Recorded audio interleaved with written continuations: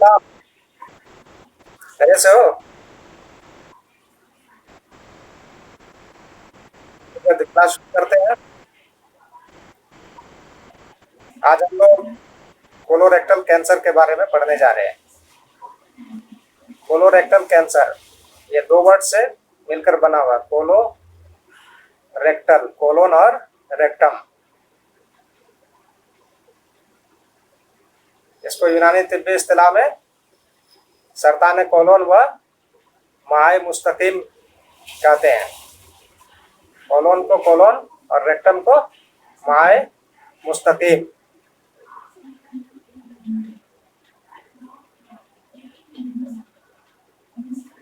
ये सरतान जो है अमा के कौन कौन से हिस्से को मुतासिर करता है? कोलोन को और रेक्टम को।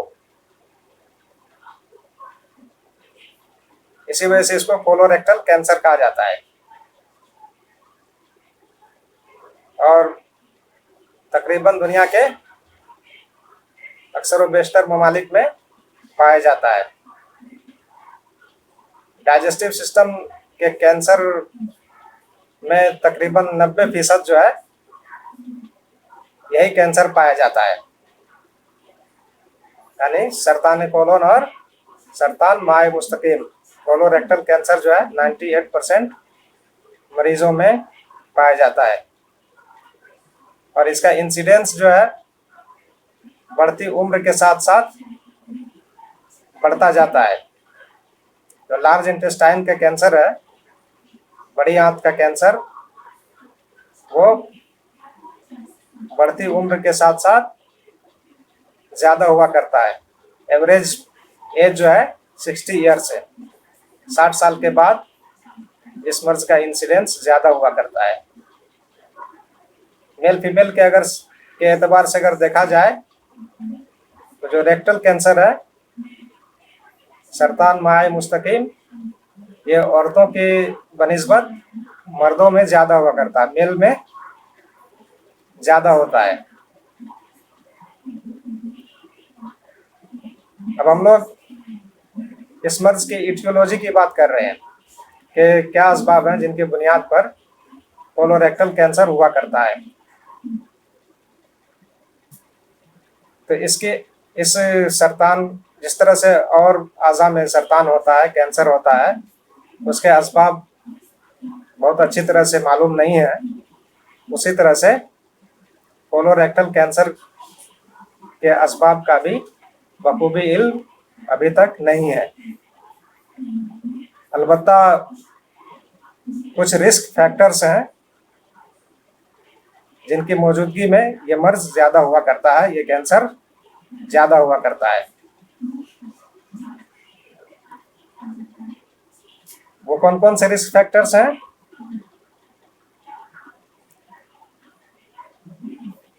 एक तो ज्योग्राफिक वेरिएशंस हैं। इलाकाई एतबार से इसकी इंसिडेंस में इख्तिलाफ पाया जाता है। जो शुमाली अमेरिका और शुमाली यूरोप है, नॉर्दर्न यूरोप और नॉर्थ अमेरिका, वहाँ के बाशिंदे साउथ अमेरिका, अफ्रीका और एशिया के मुकाबले में इस मर्ज में ज़्यादा मुब्तला हुआ करते हैं। इसी तरह से कोलोरेक्टल कैंसर जो है उन लोगों को ज़्यादा हुआ करता है जो एफ्लुएंट सोसाइटी से ताल्लुक़ रखते हैं।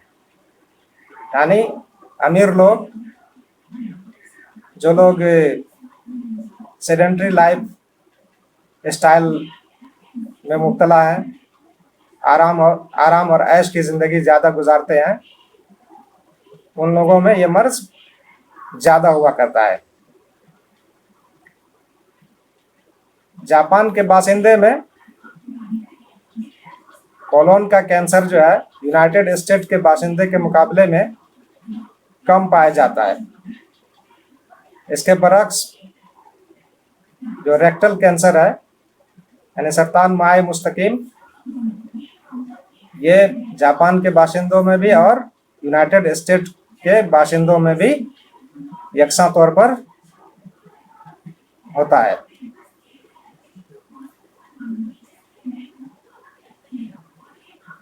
इसके अलावा जो दूसरा रिस्क फैक्टर है वो डाइट है। जो लोग ग़िज़ा में वेजिटेबल फाइबर का इस्तेमाल कम करते हैं वो लोग इस मर्ज में ज़्यादा मुब्तला हुआ करते हैं। यानी जो लोग साग सब्जी का इस्तेमाल कम करते हैं वो इसके ज़्यादा शिकार हुआ करते हैं, और जो लोग फैटी फूड्स का कंजम्पशन ज़्यादा करते हैं, शामियात का कसरत से इस्तेमाल करते हैं, रेड मीट वगैरह का ज़्यादा इस्तेमाल करते हैं, वो इस मर्ज में ज़्यादा मुब्तला होते हैं। इसी तरह से जो लोग रिफाइंड कार्बोहाइड्रेट वगैरह का इस्तेमाल करते हैं, यानी सफ़ेद चीनी वगैरह का इस्तेमाल करते हैं, मीठी अशिया का कसरत से इस्तेमाल करते हैं, वो लोग भी इसमें ज़्यादा मुब्तला पाए गए। इसी तरह से जो लोग बेकरी प्रोडक्ट वगैरह का ज़्यादा इस्तेमाल करते हैं वो भी इसमें ज़्यादा मुब्तला होते हैं। इसके अलावा और भी दूसरी बीमारियां हैं, ख़ासतौर से अल्सरेटिव कोलाइटिस या डायवर्टिकुलर डिजीज़ जो है, इन अमराज की मौजूदगी में भी इस मर्ज का इंसिडेंस ज़्यादा हुआ करता है। जो लोग पहले से इस तरह के अमराज में मुब्तला होते हैं, अल्सरेटिव कोलाइटिस या डायवर्टिकुलर डिजीज़ में, तो वो इसके ज़्यादा शिकार होते हैं। इसी तरह से एडिनोमाज में अगर कोई पहले से मुब्तला है तो वो भी एडिनोमाज भी बाद में जो है कैंसर में कन्वर्ट हो जाता है, चेंज हो जाता है। अगर आइडेंटिफाइड एडिनोमाज को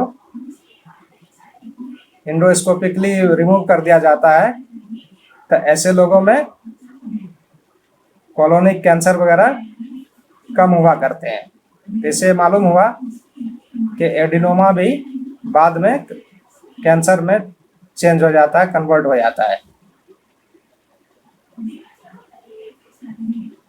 इसके अलावा और भी बहुत सारे रिस्क फैक्टर्स हैं।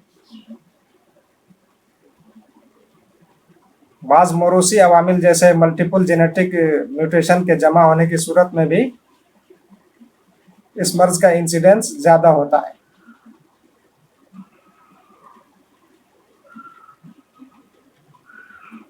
इसी तरह से एक्रोमेगेली या जो लोग तंबाकू और शराब वगैरह का कसरत से इस्तेमाल करते हैं वो लोग भी इस मर्ज में ज़्यादा मुब्तला होते हैं।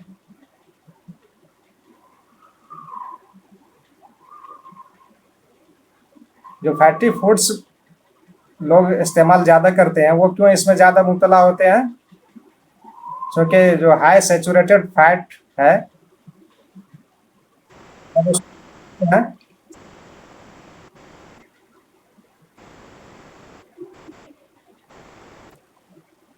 जब उसको पकाया जाता है तो पकाने के दौरान कार्सिनोजेनिक अमाइंस वगैरह का प्रोडक्शन होता है। इसलिए ऐसे अफराद में इसकी शरह बढ़ जाती है।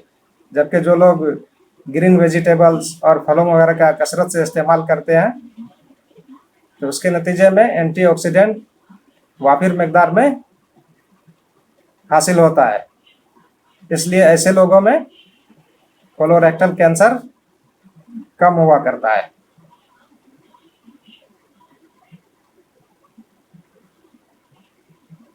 इसी तरह से ये भी देखा गया है अगर मेल जेनिटल ऑर्गन में कैंसर हो जाए या फीमेल है उसके ब्रेस्ट में कैंसर है तो ऐसे मरीज भी जो है कोलोरेक्टल कैंसर में मुब्तला होने के ज़्यादा इस्तेदाद रखते हैं। ऐसे लोगों में भी कोलोरेक्टल कैंसर ज्यादा हुआ करता है। सेडेंट्री लाइफ, ओबेसिटी, ये सब भी इसके रिस्क फैक्टर है। इसकी माहियत या पैथोजेनेसिस की बात करें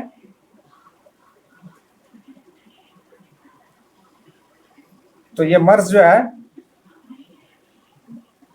60% जो है रेक्टम में पाया जाता है और 25% जो है सिग्मोइड और डिसेंडिंग कोलोन में हुआ करता है और 10% मरीजों में सीकम और इलियोसिकल वाल इससे मुतासिर होता है। एसेंडिंग कोलोन, हेपेटिक और स्प्लेनिक फ्लेक्सर में 5% मरीजों में ये कैंसर हुआ करता है और ट्रांसवर्स कोलोन जो है, कोलोन मुस्तारज, वो रेयरली इसमें मुब्तला हुआ करती है। जो मैलिग्नेंट ट्यूमर होते हैं वो एडिनोमेटस पॉलिप के तगय्युर से पैदा होते हैं, उसके अंदर तब्दीली की वजह से ये मर्ज पैदा होता है। ज़्यादातर जो है पॉलीपोइड या फंगेटिंग कैरेक्टर के हुआ करते हैं और आमतौर से इसका स्प्रेड जो है अमा की दीवारों के सहारे से होता है। और रेक्टल कैंसर में पेल्विक विसरा और लेटरल वाल्व वगैरह ज़्यादा मुतासिर होते हैं। इसके अलावा जो लिम्फेटिक इन्वेजन भी के ज़रिए से भी इसका स्प्रेड ज़्यादा हुआ करता है, क्योंकि ये पोर्टल और सिस्टेमिक सर्कुलेशन के ज़रिए से फैलता है। यहाँ तक कि ये जिगर और कभी कभार जो है लंग्स को भी मुतासिर कर देता है।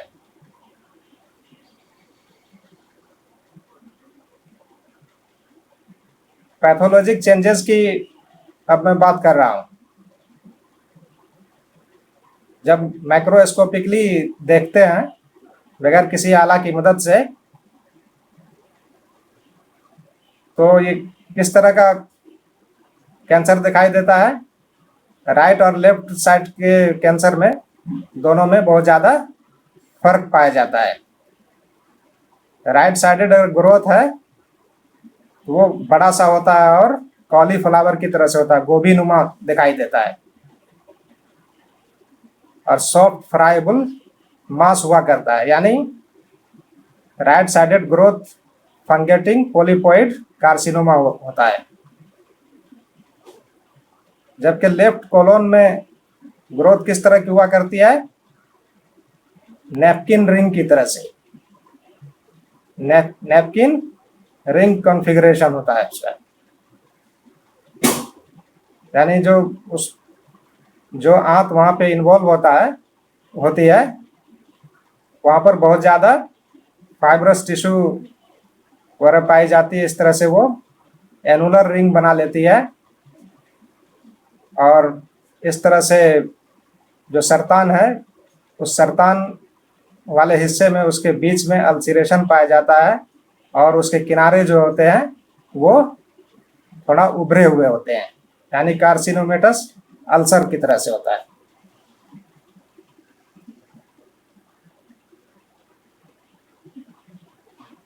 और जब माइक्रोस्कोपिकली उसको देखा जाता है तो 95% कैंसर जो है एडिनोकार्सिनोमा होता है, जो मुख्तलिफ दर्जात का हुआ करता है। और 5% जो ट्यूमर होते हैं, 5% जो सरतान होते हैं वो अनडिफरेंशिएटेड कार्सिनोमा हुआ करते हैं, खासतौर से साइनेट रिंग सेल कार्सिनोमा और एडिनोस्क्वेमस कार्सिनोमा होते हैं। ये मर्ज किस तरह से फैलता है, इसके फैलने के 3 तरीके हुआ करते हैं। एक तो ये डायरेक्ट फैलता है, यही सबसे ज़्यादा कॉमन है, मोस्ट कॉमनली ये किस तरह से फैला करता है, डायरेक्टली। दूसरा फैलने का इसका तरीका है लिम्फेटिक चैनल के थ्रू से फैला करता है। जो कैंसर वाले एरिया में जो लिम्फ नोड्स होते हैं पहले वो मुतासिर होते हैं, उसके बाद जो दूसरे लिम्फ नोड्स के ग्रुप्स हैं वो इसमें मुतासिर होते हैं, जैसे प्री ऑर्टिक, इंटरनल इलियक और सैक्रल लिम्फ नोड्स वगैरह। और तीसरा तरीका है हिमेटोजीनस स्प्रेड, यानी खून के जरिए से। खून के जरिए से दम्भी तरीके से या दम्भी रास्ते से ये मर्ज बहुत बाद में फैला करता है, और जब फैलता है तो लंग, लिवर, ब्रेन, ओवरी और बोन्स को भी मुतासिर कर देता है। अब मैं इस मर्ज की क्लिनिकल फीचर की बात कर रहा हूँ कि कोलोरेक्टल कैंसर में किस तरह की अलामत और निशानियां मिला करती है। कोलोरेक्टल कैंसर में जो अलामत और निशानियां मिलती हैं वो बहुत बाद में जाहिर होती हैं, इब्तिदा में वो जाहिर नहीं हुआ करती है। और इसमें ऑकल्ट ब्लीडिंग, बॉवेल हैबिट में तब्दीली हो जाती है, खासतौर से जब लेफ्ट साइडेड ग्रोथ वगैरह हो, loss of weight, loss of appetite, anaemia, weakness, malaise वगैरह अलामत मिला करती है।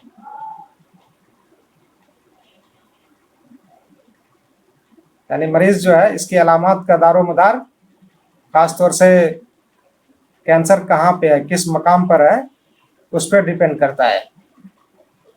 हाथ के किस हिस्से में सरतान है, अगर राइट साइड में है तो मेलिना मिलेगा, और पेट में दर्द भी होगा, ये दर्द पीठ की तरफ भी जाता है, loss of appetite, loss of weight. और अगर राइट बाएं लेफ्ट साइड में है, अगर लेफ्ट साइड में है तो बॉवेल हैबिट चेंज हो जाती है। जो इजाबत के औकात हैं, टाइम टेबल है, उसमें फर्क पड़ जाता है। बेवक्त स्टूल पास करने की हाजत हुआ करती है, और कॉन्स्टिपेशन भी हो जाता है। कभी कभार मरीज इस हाल में भी मुब्तला हो जाता है। और अक्सर व बेशतर मरीजों में जो है पेट में मरोड़ होता है, फ्लैचुलेंस होता है, और कब्ज की शिकायत रहा करती है। इसके अलावा जो अमा है उसके अंदर ऑब्स्ट्रक्शन भी पैदा हो जाता है, और रेक्टल ब्लीडिंग भी हुआ करती है, जिसमें फ्रेश ब्लड आया करता है। और रेक्टल कैंसर के जो मरीज होते हैं पहले एनस से खून निकलता है, और बाद में म्यूकस खारिज होता है, और लेटिन ठीक से नहीं होता है, पेट बिल्कुल साफ नहीं हुआ करता है, यानी कॉन्स्टिपेटेड रहता है मरीज। 15 से 20% जो मरीज होते हैं उसके वजन में भी कमी हो जाती है, और ऐसे लोग ब्लीडिंग की वजह से आयरन डेफिशिएंसी, एनीमिया में मुब्तला हो जाता है। अगर मरीज का मुआयना किया जाता है, बतन का इम्तिहान करते हैं, तो मांस भी मिला करता है। खून की कमी, एनीमिया, स्प्लिनोमेगेली वगैरह भी पाई जाती है। अब मैं इस मर्ज के कॉम्प्लिकेशंस की बात कर रहा हूँ कि इसमें किस तरह के अवारजात मिला करते हैं। इसमें मोस्ट कॉमन कॉम्प्लिकेशन जो है ऑब्स्ट्रक्शन और हिमरेज है, और लेस कॉमन कॉम्प्लिकेशन क्या है, परफोरेशन या सेकेंडरी इन्फेक्शन। तो इस तरह इसमें ये 4 अवारजात इस मर्ज में पाए जाते हैं।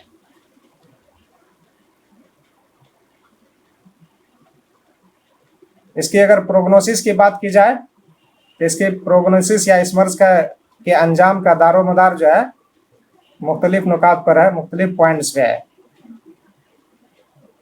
कि आंत सरतान में किस हद तक सरतान कहाँ तक फैला हुआ है,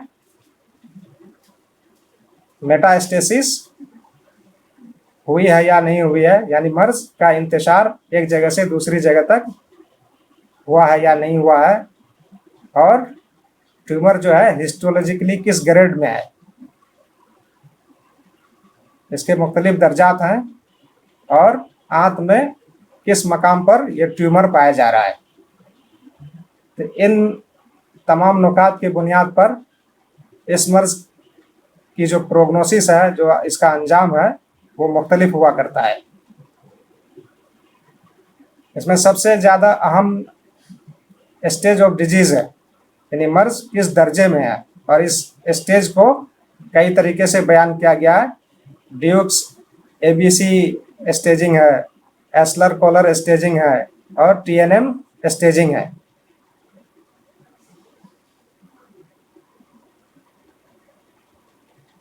स्टेजिंग के एतबार से अगर देखा जाए, स्टेज A में 90% से ज़्यादा लोग जो है 5 साल से ज़्यादा तक जिंदा रहते हैं। और स्टेज A में कैंसर कहाँ तक होता है, कैंसर सिर्फ जो है अमा की गशाए मुखाती तक महदूद हुआ करती है। Cancer confined to mucosa only. और stage B, A, B, C, D, इसको 4 कैटेगरी में डिवाइड किया गया। B के भी 2 कैटेगरी है और C के भी 2 कैटेगरी है, B1, B2, C1, C2। B1 stage में अगर मरीज होता है तो उसमें कैंसर जो है सब म्यूकोजा तक ही महदूद हुआ करता है, और 85% अफराद जो है 5 साल तक जिंदा रहते हैं। B2 में 70 से 80% मरीज जो है 5 साल तक जिंदा रहते हैं, और कैंसर जो है मस्कुलरिस लेयर और कमोबेश सिरोजा तक फैल जाता है। और C1 में 35 से 65% मरीज जो है 5 साल तक जिंदा रहते हैं, और इसमें कैंसर कहाँ तक पाया जाता है, कहाँ तक फैला हुआ होता है, मस्कुलरिस और आसपास के जो गदद लिम्फाविया हैं, रीजनल लिम्फ नोड्स हैं, वहाँ तक फैला हुआ होता है। C2 में 20 से 35% मरीज 5 साल तक जिंदा रहते हैं, और कैंसर जो है सिरोजा और रीजनल लिम्फ नोड में फैल चुका होता है। और D में जो है स्टेज D में मरीज 5% मरीज ही 5 साल तक जिंदा रहते हैं, और कैंसर जो है इसका मेटास्टेसिस जो है डिस्टेंट ऑर्गन तक हो जाता है, यानी लंग, लीवर, ब्रेन वगैरह कोई भी इसमें मुब्तला मर्ज होता है। इसे कुछ पूछना है तो बोलो।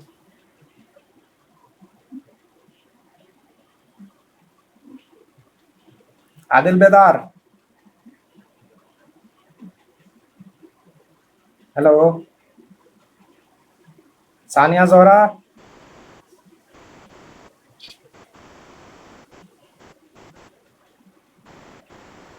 कुछ नहीं समझ में आया तो पूछ सकते हो।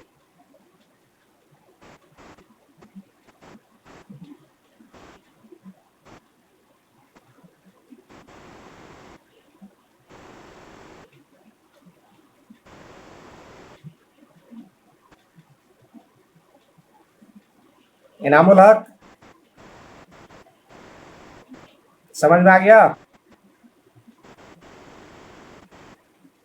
किसी को कुछ नहीं समझ में आया तो